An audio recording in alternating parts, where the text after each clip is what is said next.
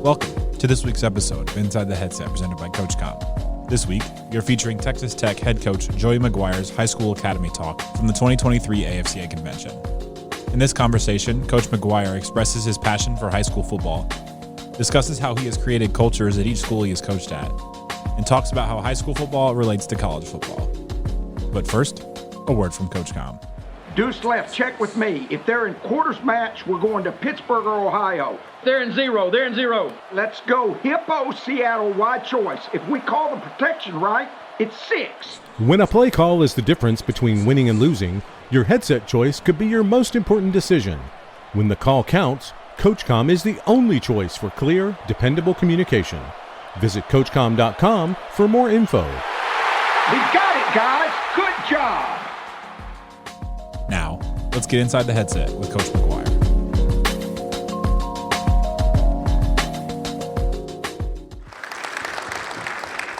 If you're a high school coach out there, I'm one of you. I promise you that, man.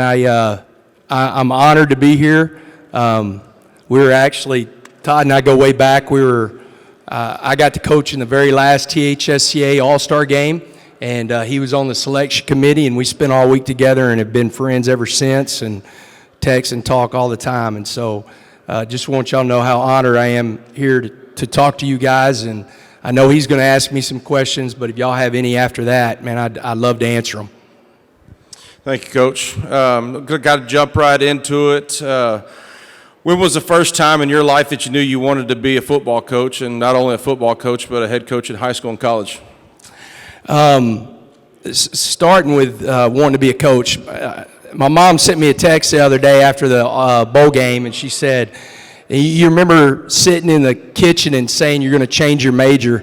My mom's side, they're all nurses, and I was going to be an anesthesiologist, and thought that's what I wanted to do. But my dad, who is a coach, not by profession, but he coached every kid in Wake Village in Texarkana, Texas, and coached every kid in Crowley, even after my sister and I were done. And I was helping him, and I just kept feeling this calling. I think everybody in this room knows coaching's a calling, and I just kept feeling like that's what I wanted to do. And so I did that. I was the head freshman B-team baseball coach, and my very first year at Crowley High School, and that made me want to be a head coach. I didn't want to be a coordinator. I wanted to be a head coach. So everything I did from that point on was I moved around not a lot of places, but a lot of different positions. Every time on staff we had a guy leave, I would ask our head coach, could I take that spot and you hire my spot? Luckily, my head coach allowed me to do that. So the only position I haven't coached at the high school or college level is quarterbacks. It's probably a good reason I don't coach quarterbacks. But and then I met Matt Rule, worked for him starting in 2016, and he saw something in me again that I could be a head coach at the college level. So for 2016 until the point I was able to be hired by Texas Tech, I worked my tail off to be a head coach. I will tell you this, the high school coaches in here, there's no difference. Like, I didn't have a secretary or an assistant at Cedar Hill and did all the POs. Luckily, I have an assistant, and then my chief of staff handles all the budgets, so I don't have to do that. But there's no difference. Y'all are dealing with 7th grade parents. I'm dealing with a parent before I walked in here. So it's the same thing. It's loving kids and coaching kids and wanting to be a part of their lives and make them better men. With the success that you've had as a head coach, what would you say are the game changers that you've done in your program to foster success and create a culture of excellence? So whenever I was at Cedar Hill, we had fourth period. We were on an 8-period day. We had fourth period right before lunch. We had athletics, and I was in that lunchroom greeting my team every single day the exact same way. No matter if my wife was chewing my ass out earlier that morning and it wasn't a great day, they got the same Joey McGuire. And that's one thing I always tell everybody. We have a very healthy culture at Texas Tech, and one reason our guys want to be in the building. They want to be in the building. They get the same guys. They get a lot of energy we care about them. We spend just as much time academically and everything else in life, not just football. And I think that's huge. You know, if you think back about it, I was lucky, man. I had a mom and dad. You know, my dad's been to every single game I've ever played or coached in except for 2. And a lot of the guys that we work with every day, they don't have that. You're the most consistent thing in their life. You're standing in a gap right now with a lot of people that get all their confidence or self-worth on Twitter and how many likes, and they've become their own reporter, and just you're the guy that every single day is the one constant. And so what we try to do, and that's everybody on staff, we try to be the one constant in their life, and they're excited to see us. And that's one thing, even when we start, I don't think Harrison's in here. He's one of my director of football ops, but we practice in the morning, and breakfast is there when they walk through the door, and Harrison and I are sitting at the door greeting them with our strength staff. Our strength staff's usually going nuts and sleeveless or don't have their shirts on, but you know, we're right there every morning. They're going to see Coach McGuire greeting them and fired up to see him and get ready for practice. So I think that's a big part of what we do culturally, is just being there for them and being constant. As a high school player, coach, and now a college coach with kids from high schools all over the nation, what is the common denominator throughout your experience with high school football from then to now? And then what are some drastic differences? God, that's a tough question. Yeah, you know, I think the game has changed. You know, it's crazy. We honored Mike Leach when we played in the Texas Bowl, and I think he's one of the guys that changed the game. There's very few people. There's a lot of people that we've run into that think they put the air in the ball and actually invented this sport. There's very few people like that. And so the changes, you know, whenever I first started coaching, I coached in the split back veer, and it was a great offense. And now, you know, you're running the split back veer. It's just in the gun and everything's spread out, and they call it zone read, and they can't defend it in the NFL. And you know, it's just, I think just the space of the game. But I think the kids are the same. Like, I do think that their access, you know, this generation has never, they've had the most access to information instantly than any other generation come before them, and it's all because of this right here and Google, and so you can't bullshit them. Like, they're just going to Google it. Whatever they think's on Google's the truth. But I think that's the change. But as far as the kids, if you love them and care about them and hold them accountable and push them to be the best version of themselves, that's what's not changed. The kids haven't changed, just the world they're living in and some of the easy things versus adversity is kind of what's changed the most. And then the space of the game, I think, has changed a lot of what we're seeing. And I know that we all have had them in here, but who are some coaches that have had the greatest influence on your coaching style and philosophies? Robert Woods, he is in the Hall of Honor. I worked for him for 9 years. If you look about Robert Woods, he was a coordinator on both sides of the ball for Plano when they won multiple state championships. In 1990, he won the state championship against Austin Westlake, and one of the coldest games played in Texas. And he was the head coach, and he called every offensive play and every defensive play and went undefeated. He was absolutely amazing. I've never been around a guy that was – I would get a folder when we'd do our breakdowns. Every Sunday when I came in, I'd get a folder, and he had these little pink Post-it notes. And I learned real quick after my first breakdown, I better make all my notes and make sure I know, because he would say, where'd you see this play? The quarterback didn't face out. He reversed out on this play. And I'd be like, holy crap. He taught me, you know, that you got to be extremely detailed in your work and your preparation. Sam Harrell is one of my mentors in Ennis, Texas. Kif Harden, who's the head coach at Rowlett, is one of my mentors that made a huge difference. But I always tell everybody, if I didn't work for Matt Rule, at Baylor, I wouldn't be the head coach at Texas Tech. That man was absolutely amazing. You got to be able to adapt and adjust when you're working for Matt Rule. There's no such thing as a schedule. I call it the beautiful mind of Matt Rule. You better just be ready to go. Wetzel knows what I'm talking about. But I learned so much from him, and so those are my guys. And I don't want to miss Mike Copeland. Mike Copeland was a head coach. He was Art Briles' defensive coordinator. They won 4 state championships when he was the defensive coordinator. And my first 6 years at Cedar Hill as a head coach, I'd drive to Stephenville every summer. We'd sit in a junior high office on a whiteboard and just go through stuff. And he told me, he said, "I've given you everything I got." I said, "No, there's always something I learn, and you always buy a barbecue at Hard 8. So that was always a good thing whenever going to Stephenville. A little bit of football stuff here, but how has the world of analytics changed the game? Is it something that you rely on?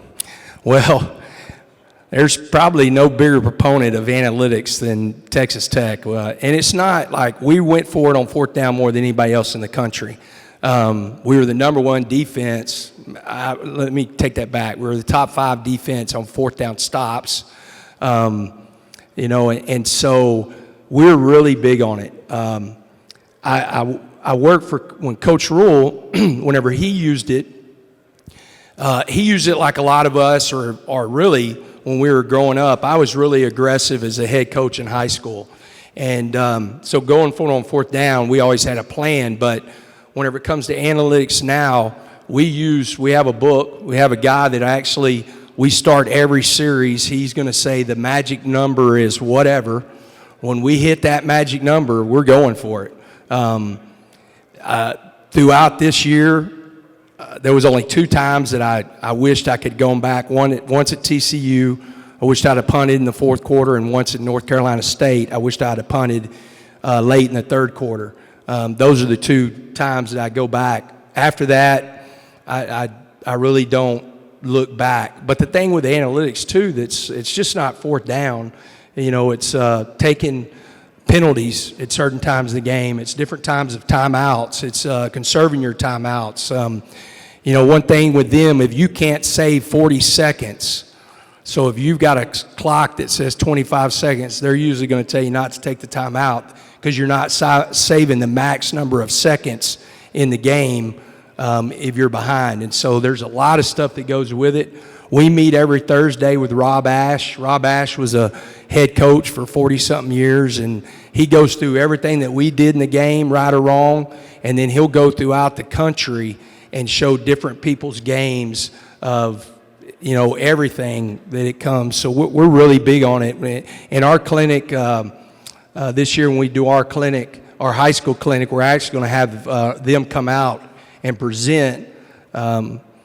It's crazy. I'm not a math guy, but I am a numbers guy. I'm terrible in math, but I love the numbers of it. And Kirk will have it at some point, but I think one point in the year we had gained 86 points going for it on 4th down, and we had only given up 26. And so we don't beat Texas this year if we don't convert on 4th downs and go for it. We lose by 1 point if we play conservative and go by the old book. And so we believe in it. The one thing is, if you do believe in it, you can't come out of it. You got to stick with it, because then you're guessing. The numbers don't mean anything. And so I think it's really important, if you're going to be an analytics team, that you study it. I was lucky. We did it at Baylor in 2021.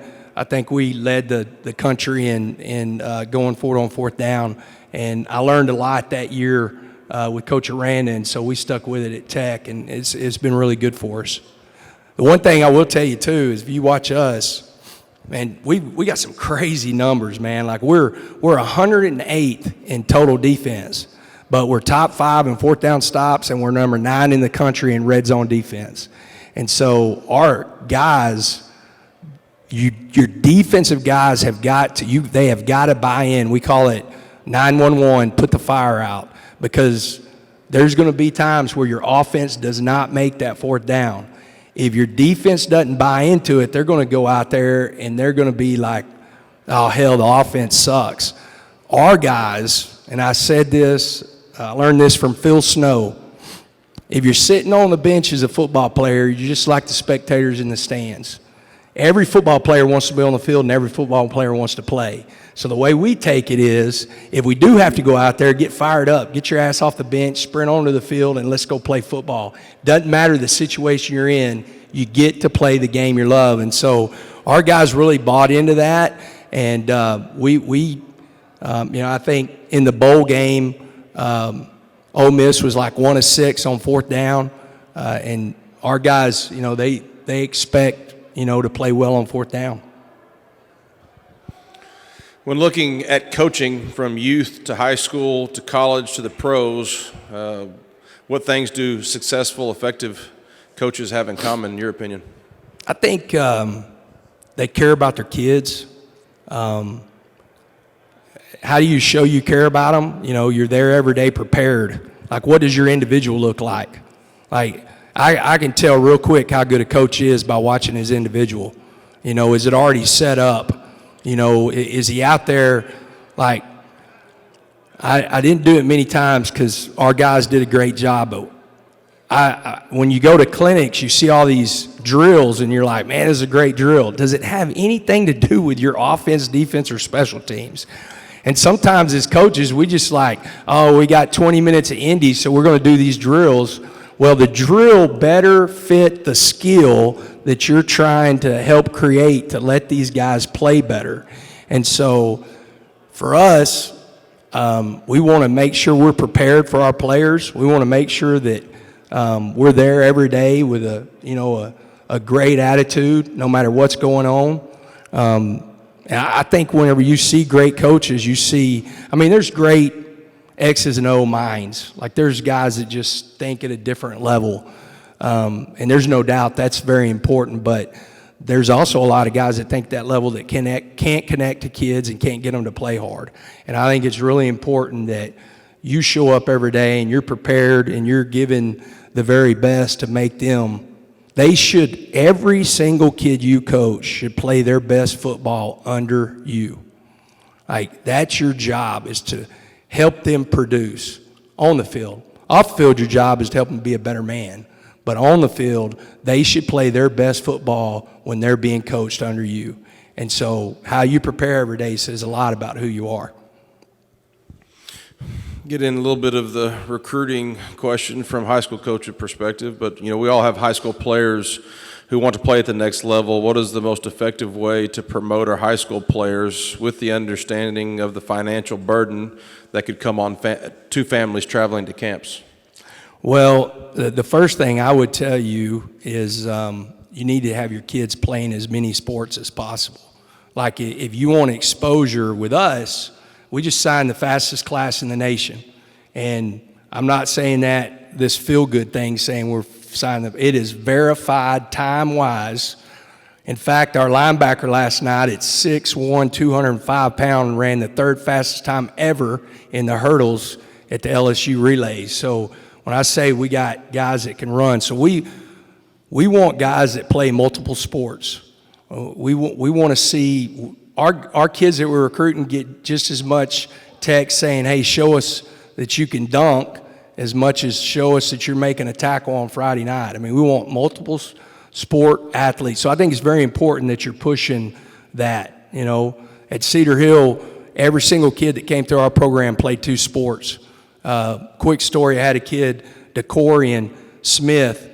He was missing powerlifting and track. I kept saying, like, bro, what are you doing, man? He was a good football player, but you're going to have a hard time getting on the field if you're not doing something else. He goes, I'm boxing. I said, bull crap.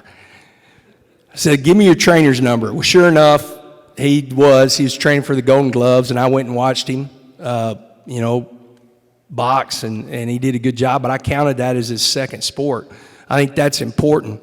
And now, a quick word from StatsBomb. Transform your analysis with StatsBomb at AFCA booth 864. Our intuitive platform gives you an edge by saving you hours of analysis time between games, uncovering new insights, and speeding up transfer portal assessments. It harnesses the power of our aligned tracking and event data, delivering details at 10 times the granularity of legacy suppliers. This wealth of data includes in-depth physical metrics, groundbreaking visualizations, and comes with support from our experts to ensure you can confidently make the best decisions for your team. Want to know more? See our solutions for yourself at AFCA booth 864, and let's change the game together. Now, let's get back to the episode. I think, before your players ever do any kind of services like that, your parents, I think it's really important for you to be talking to your parents like, don't pay for anything when it comes to recruiting services. If there's any recruiting services out there, I apologize, but I don't believe in that. I think there's our job as coaches to make sure that they're getting that out. And so saying that, when it comes closer and closer, your kid's not getting scholarships or not getting looked at, there are some really good services out there that will help. But I think that's the last resort. I think that you should take that money. You're talking about money. You're going to pay for a recruiting service. Pick out 10 camps that you're going to go to. TCU does a phenomenal job with their mega camp. SMU, Florida State has a great mega camp. I want guys to get in front of us and watch them work out. And so if your kids are spending money, I think that's where they should spend the money, not on the recruiting services. We offered, I wish I had the number, I apologize I don't, being a numbers guy I should, but we offered a ton of guys out of our camps. It is a true evaluation whenever it comes to that. And JT Woods, who was drafted 4th by the Chargers this last year, if you looked at his high school film, it was very average, but he came to camp and we were able to work him out. He was a wide receiver. We didn't want him to play wide receiver. We wanted him to play DB, and he wasn't going to play DB in his high school, so we worked him out as a DB, and we liked his movement. And, he started for Baylor for 3 years, all conference, all Big 12, and, is playing for the Chargers right now. So it's important to pick the right camps, but also, if they're going to use money service-wise, and tell them to keep that and get to as many camps as they can. How should we as high school coaches best advise our high school players looking to play at the next level with a new recruiting landscape of NIL and transfer portal? Yeah. Well, no, that's good. I love it. I was talking to a guy today, like, when you put those two things together, that's the devil. Like, if you take name, image, likeness, it's ridiculous that it's taken this long for a student athlete to make money off of his brand. Like, there's guys from Ohio State that sold their jersey and coaches getting tried. That was ridiculous. Like, this should have happened 30 and 40 years ago. Maybe not like the way it is happening right now, but there's no reason that an athlete shouldn't be able to make money off of his brand. So you take that. I don't think, we're in a good spot. We have, I think, all of our 120 athletes get something in an NIL. I think 111 of them are on one, and then the other 9 are on a different one. We're trying to get to our entire roster gets the same thing, and then whoever else, our quarterback makes more just because he works it that way and stuff like that. I think that the NIL part is good. If you flip over the transfer portal, it's tough for me to not want kids to face adversity and fight through earning a spot and, work their tails off to be a starter. But if a coach can leave a school to go coach somewhere else, then the player should be able to leave the school to go play somewhere else. I'll go to the devil part, and then I'm going to end with the transfer portal. The problem right now with college football is there are people that are calling rosters where you have guys on your roster, and they're trying to get them into the portal, promising them money right? And so I have a real problem with that. And I don't know when somebody's going to get caught or what's going to happen, but that's happening. There are coaches from different schools calling guys that are on teams and trying to coax them into getting into the portal, promising them the money, name, image, likeness. We'll stick with money for a second. You high school coaches, it's extremely important that we stay in it with those guys and get them to understand, because high school kids are a little bit different, but if you've got a kid that you coached and he's off at college and he gets in the portal and he's going somewhere else, realize this: I can promise him anything, and then whenever he gets there, he could get nothing. Like, none of that stuff's binding, and it's happening all over the country. I mean, it's happening all over the country that schools are promising guys, they get there, and they ain't getting what they're promised.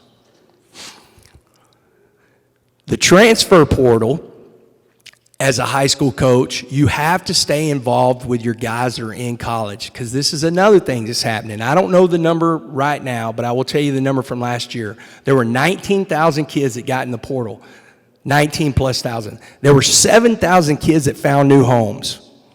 So I don't know the difference between 19 and 7,000, but there were a bunch of kids that had full scholarships. They were getting their education paid for, and they got in the portal, and now they're walking on somewhere because they weren't happy.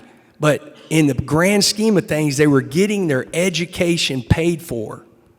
And so, again, in this world of wanting it right now and not wanting to face adversity and not wanting to do X, Y, and Z, there's a lot of kids that are going to get in the portal and they're not going to find homes. There's a lot of kids that are going to get in the portal and they're going to be in the same spot. I know Sean's in here. He's one of my personnel guys, but we have a formula when we look at the portal. And, you know, like if you're a high school guy and you went to college X and you were a 5-star recruit, and you didn't play at college X and you had been there for 2 years, I don't care how good you were in high school. We ain't going to talk to you, because there's something going on to where you can't play at that school. When we look at transfers, we want guys that have played 500 snaps or more. Those are the guys that are going to be productive for you if you're going to get a transfer, because they've been playing wherever they're at. The ones that haven't, you're just rolling the dice, and there's a reason they hadn't been playing. And they're probably going to come to you, and they're not going to play, and they're going to be sitting on your roster and be pissed off again and get back in the portal or do whatever they do and everything like that. I don't know if I answered that question, but it's crazy. I will tell you, I don't think either one of them is bad. The combination of the two, the way they're using, is absolutely terrible. I mean, it is, you know, and the coaches that are doing it, man, it's a bad deal for our profession. Really bad deal. But you see great, I mean, kind of trickle-down effects going to high school recruiting from that? Well, we signed 24 high school kids. We had 3 PWOs. 2 of the 3 were mid-years. So when we start up camp-wise and we have our full 120 roster, we're going to have 27 high school kids. We're going to build it. That's what we believe in. There's a lot of people that don't. There's a lot of people that, you know, are going to do it through the portal half and half, and, you know, that's their philosophy. Our philosophy is we want to build it. I want a guy that has played for y'all and then comes in and learns our culture and nothing else, and, you know, and plays their tails off. So we're going to build it through our philosophy on the transfer portal is, I'll give you an example. We lost a defensive tackle in the portal, so we went to get another defensive tackle. We have some really good young defensive tackles that are coming, but a couple of them aren't ready to have 50 snaps. They're moving up. They're moving up, you know, to where they're doing really well. And so we replaced, like, if we lose an old guy that we weren't expecting to lose, we'll replace him with an old guy. So we had 4 mid-year transfer guys. Okay.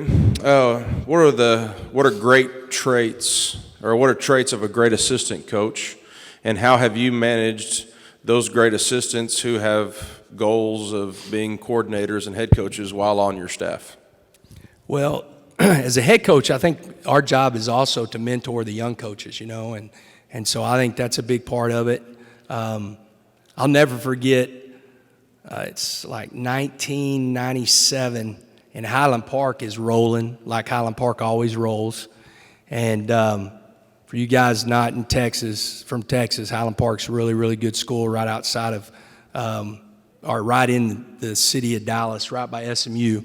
And I asked one of the coaches, I asked him, why are they always so good? And he was talking about expectations, and the coaching staff has been together, and they do it the right way. But whenever you go in there, there's great discussion. And then the next week we're playing somebody, and this older coach doesn't speak up. And I was like, Coach, why didn't you say something? And he goes, well, it's not going to do any good. And I said, well, I'm never going to be like that. I don't want to be around a bunch of yes guys. I think a great assistant coach speaks up. I think it's really important when you speak up, don't do it on emotion, but do it on facts and what you can show the head coach of why you want to speak up. Like, don't just, we're all emotional guys, and there's times that we open our mouths as assistant, but then we don't have anything to back it up, and so I think it's really important that you have some good facts of whenever you're going to do that. But I don't want to be around a bunch of yes men. I want guys that are going to challenge what we're doing. But then the last thing with that is I also don't want them to not speak up whenever we don't go with that idea, right? Like, sometimes we're just going to say, hey, this is the way we're going, and then some guys, they're like, well, I shouldn't have said anything, or next time. You can't do it that way either. Like, you just got to keep speaking up and keep speaking your mind, and then once you decide this is the way we're going, we all jump on board, and that's the way we're going. I think a good assistant is extremely prepared. I talked about that earlier. I think they take great pride.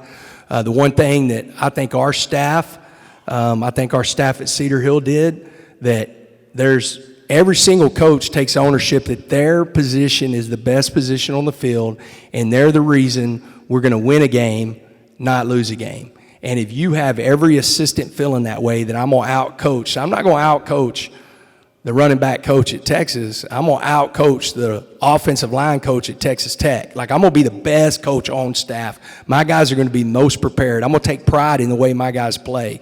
I think when you have a staff like that believes in that, they don't want to let each other down, it has a huge effect on your staff, and I think that's a great assistant coach.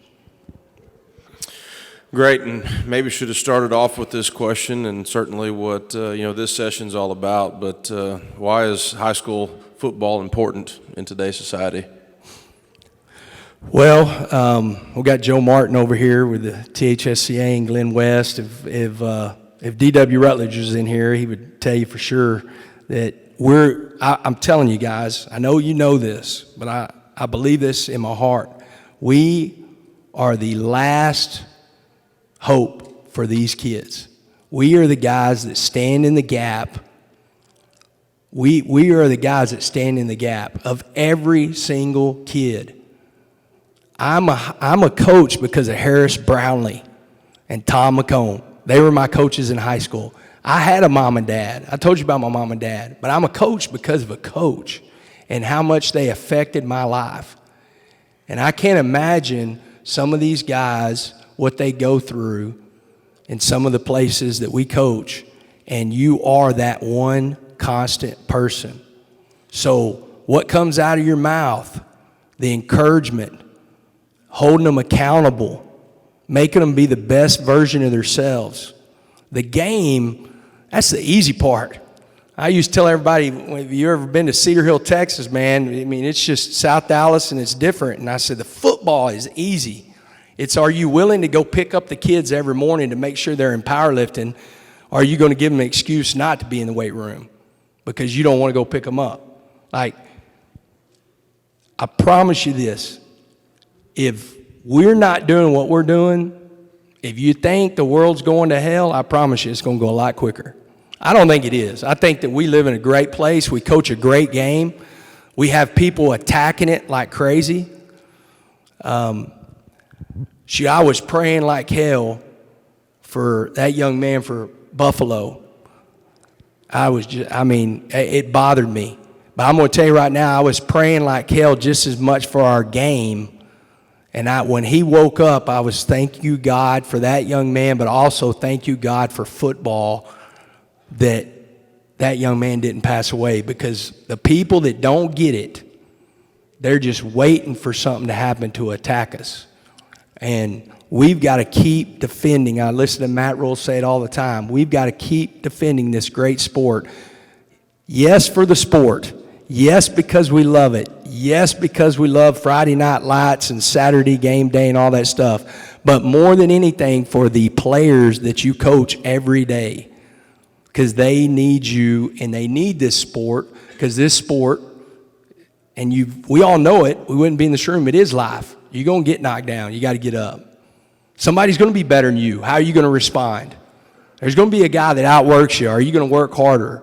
Are you going to quit? Like, they deal with that every day, all day, and you guys are standing in that gap. So I think it's really important that we keep defending this sport and what we're doing. Thank you, Coach. Guys, we've got about 10 minutes or so here, and certainly want to open questions from the audience. If somebody has it, please raise your hand. I'd like to hear where you're from, and feel free to stand up. Let us know where you're from and ask your question. Trevor Sharkey from Washington Township in New Jersey, high school quarterback. I was just wondering, what made you jump to college like a little later in your coaching? Well, yeah, in 2006, Todd Graham got the job at Rice. And if anybody knows Todd Graham, he wants an answer right now. I was getting on a plane to take my family to Disney World. Santa brought us Disney World, so we were going, and he wanted me in Houston right now. And so I at that point, I didn't. I went and interviewed him in 2010 for the linebackers coach. Keith Patterson did not leave, and so there wasn't a job, or I would have done it in 2010. But after that 2010, I don't know if it was, I wished I could tell you exactly. I don't know if I was at church or I was listening to somebody, but they started talking about kids needing their dad. You know, and my kids were starting to get to the point my daughter was getting ready to go into high school, and so I was like, you know, I love what I'm doing. I mean, I was happy going to work every single day. And so I was going to wait until my kids got through to where I coached my daughter in powerlifting. Thank the Lord for Lee Wigington at Midlothian. Whenever he was at Midlothian, he let me coach my daughter. And then got to coach my son. And then as soon as we got beat week 4 against DeSoto, I was interviewing, you know, that next week. So a lot of it was you know, wanting to be around my kids. We spend a lot of time. I mean, trust me, I'm telling you, especially you guys that are the ADs at your school, or if you're at a small school to where you go every sport and everything like that. But recruiting is a different animal. I'm just telling you. And so you better have a really special wife and your kids if you jump into college. It's a different animal whenever it comes to that, because it's 365. My wife kills me all the time. I mean, she messes with me all the time, and I always tell her, well, if I'm not talking to him, somebody is, you know. And I might think I'm a good football coach, but Jimmy's and Joe's still win football games, so you got to have the best ones. And so that was why I wanted to be around my son and daughter. And once I coached my daughter, that made me want to coach my son even more. So that's why I waited. Yes, sir. Just was wondering, what advice do you have for the younger coaches wanting to compete against a more experienced older coach for a head coach position somewhere? You know, I think it's just like game prep. I'll never forget whenever I interviewed for the Cedar Hill job the year before. I thought I was going to get to interview for the Midlothian job, and superintendent said at one point I was getting an interview, and then the superintendent said I wasn't qualified, and so I didn't get to interview for that. But if I hadn't prepped for that interview, I wouldn't have been ready for the interview that I got. And so I think it's really important for if you're a young coach and you're going to interview and you want to be a head coach, sitting down and what little off time we have and going through and putting your manual together. I don't know if Kirby and my AD and the interview committee looked at my manual, but if they did, we did everything in it. Like, it was an A to Z. This is what it looks like in Texas Tech, and this is how we're going to do it. So I think it's important to sit down and put everything on paper to where you're going in there, you have a confidence to answer those questions, and it's tough. I was 31 when I got my first head coaching job. I was lucky, man. I lucked into it, tripped into, and so a lot of my peers at that time, they were getting pissed off when they didn't get jobs, and I was like, well, don't look at me, man. I'm kind of the different guy. I just right place, right time, and was ready, but I think it's important, you got to have everything together, because what happens is if you're a younger guy with no experience going up against a guy with experience, they're going to answer those questions, right, wrong, or whatever. They're going to have confidence because they've done it. So you got to make sure you're putting your stuff down on paper to whenever you go in those interviews that you have just as much confidence as them, in what you're doing. Yes, sir. I'm Terrence Garrett from Seaforth High School, head coach, and we're a new school. We just opened up last year. I have my first graduating class in 2024. The biggest question I have is trying to get my kids recruited. People really don't know where we are or what we are. What would be the best way to reach out to coaches, get my kids' names out there? I would tell you, like, a lot of the reason I talk about services, recruiting services, because they're going to email us, and I don't ever look at that. So I think the social media is huge. Like, if a high school coach emails me their prospect sheet, I do look at it. I send it to Sean Kinney, and my guy, and he puts everything in. But I think the social media part is huge.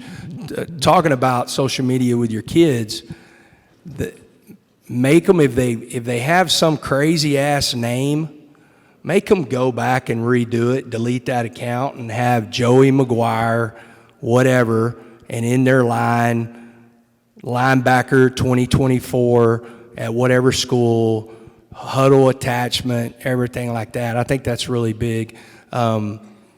I think, in your area, and when I mean your area, your state, and even more, is whenever you're out at the clinics and stuff like that, is finding the director of player personnel or the recruiting guy and having something to where you could say, hey, I want you to look at our guys whenever you have a chance, The other thing, too, whenever people do, because the more guys you have, the more traffic you're going to get, is, what are you giving that coach whenever he comes in? The prospect sheet, the names, the parents' names, everything like that. Having a detailed prospect sheet that, you give the coaches whenever they come in and recruit.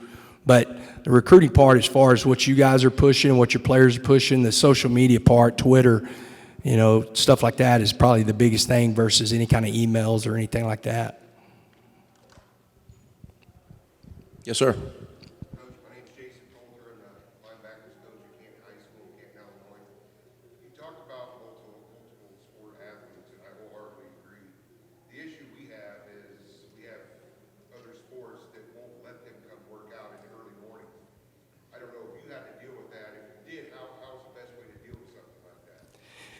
Yeah, I did. Luckily, whenever I got to Cedar Hill, it was a basketball school.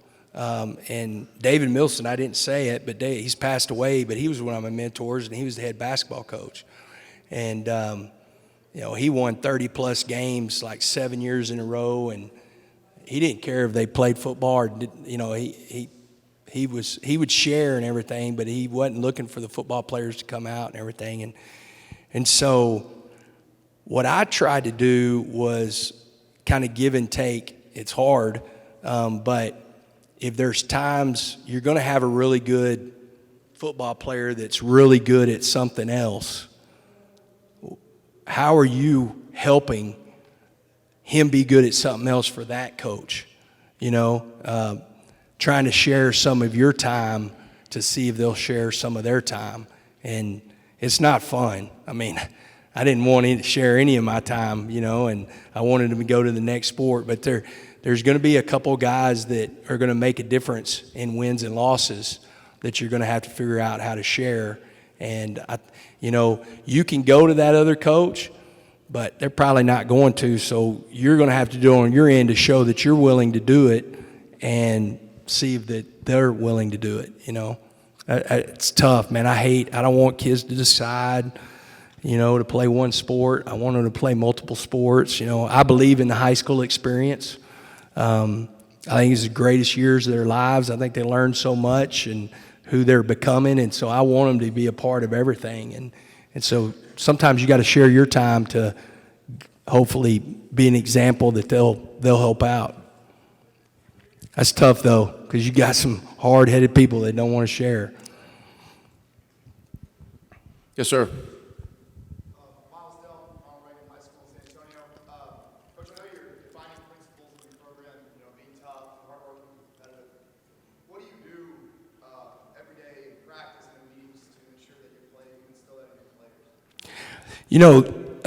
Whenever you just say the hardworking, you see it a little bit more, but tough, everybody just thinks like this physical, but, we'll come in, we have our team meeting on the 10th, and when they come in, they'll have a jug of water, they'll have a book that we're going to read as a team, and they'll have a notebook, and when they come into any meetings, they got to have those notebooks. And so being tough is having your stuff, being able to take notes. I ask my coaches to take the notebooks up, to look at their notes, to make sure that they're, seeing or understanding. I think that's really a big part.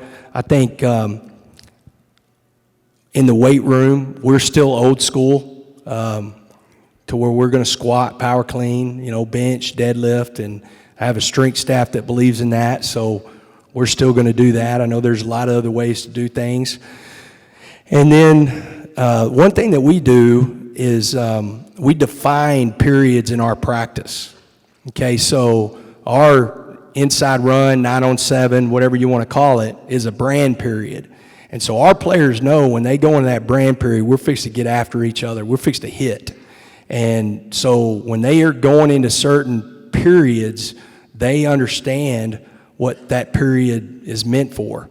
We really don't care the scheme, run scheme, or anything like that. We're really trying to blood each other's nose and get off blocks, and so a lot of times we'll just run inside zone in that period just to get better, and if we're in our odd stuff, we'll be head up, a 0 and head up 4s and just try to get off blocks. So when we go in those periods, our plan to win, like we're really simple.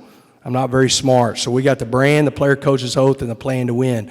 So when we go into any situational football, that's a plan to win period. And they know that this is what we're working on. And so whether it's third down, red zone, anything like that, so defining that stuff and then defining what tough is, finding every ways that you can think of being competitive.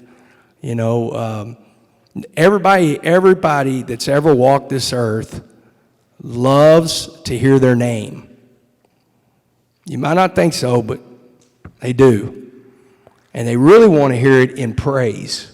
And so we find ways to praise our players, like we're fixed to do cakes for 4.0s and got a big PowerPoint for our 3-point best GPAs they've ever had. I'm not a 3.0 guy, so my best GPA would be a 2.8. I want somebody to recognize that I made a 2.8, right?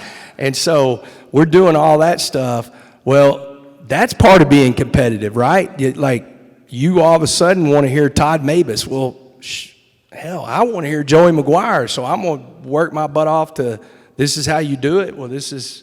So stuff like that, like everything that we do when you walk in that building, we try to make some kind of definition of that. This is what hard working looks like. This is what tough looks like. This is what competitive looks like.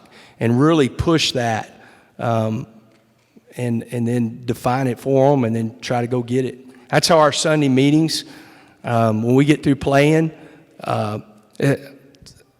So we have this huge donor. It's one of my favorite people in the world. I had dinner with him last night. His name is Dusty Womble. He gave us $20 million for our new facility.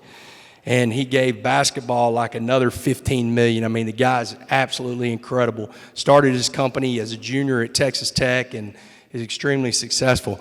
And on Sundays, we go over our plan to win of why we won the game or why we lost the game. There's 7 situational deals. There's more than 7, but it's 7 situational deals.